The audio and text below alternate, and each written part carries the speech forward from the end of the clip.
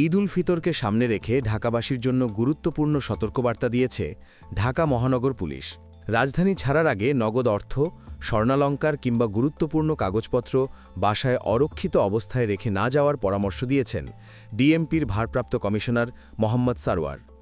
রোববার DMP media সেন্টারে আয়োজিত এক সংবাদ সম্মেলনে তিনি এসব কথা জানান।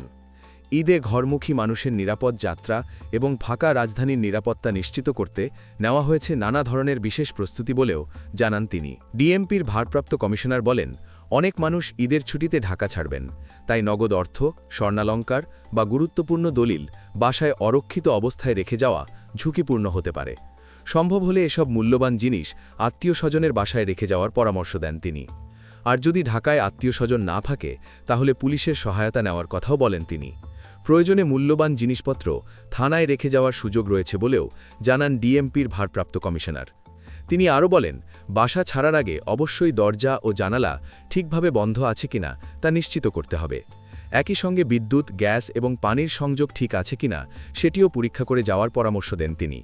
নিরাপত্তা জোরদার করতে বাসাবাড়িতে সিসিটিভি ক্যামেরা স্থাপন এবং পুরনো ক্যামেরাগুলো সচল রাখার আহ্বান জানান তিনি। পাশাপাশি রাতের বেলায় বাসার আশপাশে পর্যাপ্ত আলোর ব্যবস্থা রাখার কথাও বলেন। ঈদের সময় ফাঁকা ঢাকায় অপরাধ প্রতিরোধে পুলিশ টহল আরও জোরদার করা হয়েছে। প্রতিদিন প্রায় ৩ শতাধিক মোটরসাইকেল ও গাড়ি দিয়ে মোবাইল পেট্রোল পরিচালনা করা হচ্ছে। এছাড়া রাতের বেলায় রাজধানীর বিভিন্ন স্থানে ৭০টির বেশি চেকপোস্ট বসানো হয়েছে। বিভিন্ন এলাকায় জ্বলছে ফুট পেট্রোলও। ডিএমপি জানায়, রাজধানীর 4টি বাস টার্মিনাল, একটি লঞ্চ টার্মিনাল এবং রেলওয়ে স্টেশন ঘিরে নেওয়া হয়েছে বিশেষ নিরাপত্তা ব্যবস্থা। যাত্রী হয়রানি এবং অতিরিক্ত ভাড়া আদায় ঠেকাতে ইউনিফর্ম পরা পুলিশের পাশাপাশি দায়িত্ব পালন করবে গোয়েন্দা পুলিশও। এদিকে ঈদ উপলক্ষে রাজধানীর বিভিন্ন বিপণী বিতানেও বাড়ানো হয়েছে নিরাপত্তা। সকাল থেকে গভীর রাত পর্যন্ত অতিরিক্ত প্রায় 1000 পুলিশ সদস্য মোতায়েন রয়েছে। ছিনতাইকারী, অজ্ঞান পার্টি, মলম পার্টি ও পকেটমারদের তৎপরতা ঠেকাতে বিশেষ নজরদারি চালানো হচ্ছে বলেও জানিয়েছে পুলিশ।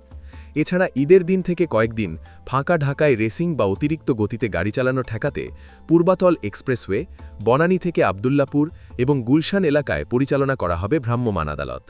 পুলিশ বলছে, ঈদের সময় নগরবাসীর নিরাপত্তা নিশ্চিত করতে সর্বোচ্চ সতর্ক অবস্থানে রয়েছে আইন শৃঙ্খলা বাহিনী।